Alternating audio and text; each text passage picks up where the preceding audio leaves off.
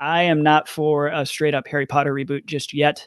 I would prefer for them to do a prequel series and then build that universe up. And then at that point, you figure a prequel series, if you get 3 movies or if you do 3 to 4 seasons of a show, I would actually love to see it in a show, because I think we've all learned that for an in-depth world, shows just work exponentially better. So give me 3 or 4 seasons of a show. That gives me even more time between the Harry Potter movies. And then let's go into it. But if they were just going to say, hey, we're just going to redo the Harry Potter series, would I go watch it? Absolutely. I'm going to go watch it if they redo it. I just don't think that's the right choice, because I don't think anything in the Harry Potter movie series is out of date. I think it all is still relevant and it still works and the effects are still good. And there's really not a lot to gain from just redoing the series straight out. So what do you show, if you don't mind me asking? I know, Jesse, you said the same thing. What do you guys show if you're, so let's say you're taking it like 3 seasons and then you start the book series. What are you showing for those 3 years ahead of time? Or is this like decades earlier? I want to see that. For me, I want to see the prequel.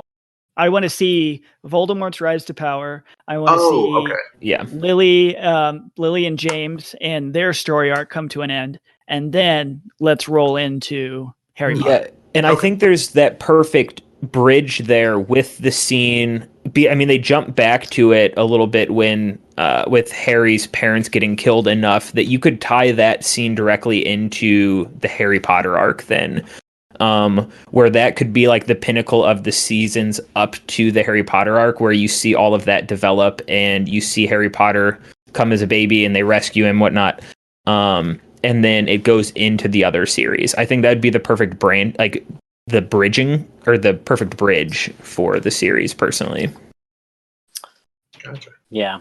Nick and I were talking earlier today, and I was like, honestly, compared to the Fantastic Beasts movies, I would rather have another set of content of just following another group of kids that lived in Hogwarts during the era of Harry, Ron, and Hermione. Maybe they were a year behind, so their first year was Chamber of Secrets, and just seeing what it was like to be a normal witch or wizard while Harry and his friends were getting down to business. And then you could like have in the background like key movie scenes that are like cleverly edited, Back to the Future too.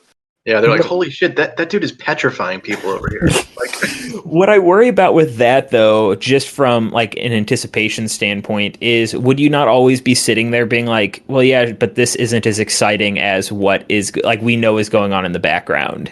It would almost have to be like comedic effect. Yeah, I was gonna say when I was thinking about it, it would always at heart be more of a lighter toned content until they all die at the battle.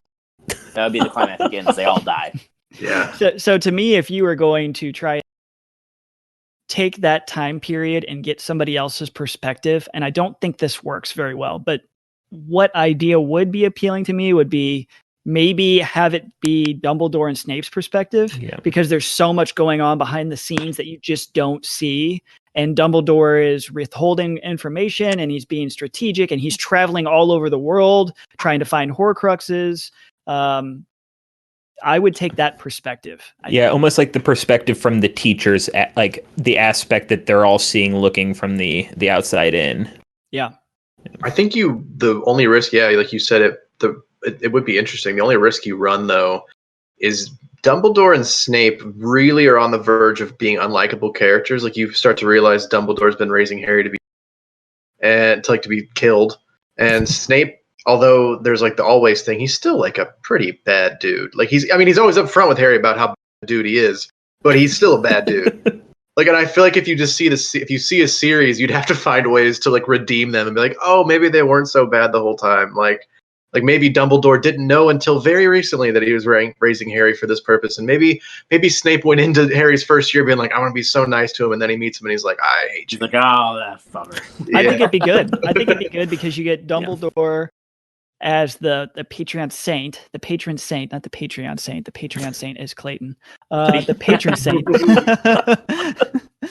You get Dumbledore as the patron saint, and then the real fans that are following the books and really paying attention realize, man, Dumbledore is pretty manipulative, and he could have like changed the narrative by just being open and honest with people. I think it's okay to give us a series where we see that internal fight for Dumbledore and give me a very flawed Dumbledore. I think that's fine. And we've seen that anti-heroes, and he's definitely not an anti-hero, but flawed people work in movies. They definitely do. Again, that would not be my go-to. My go-to would be give me the prequel to the series. That's what I really want. I want to see Voldemort's rise to power. I want to see what Lily and James did. Build that out. Give me 3 or 4 seasons at a minimum, and then let's see how it goes.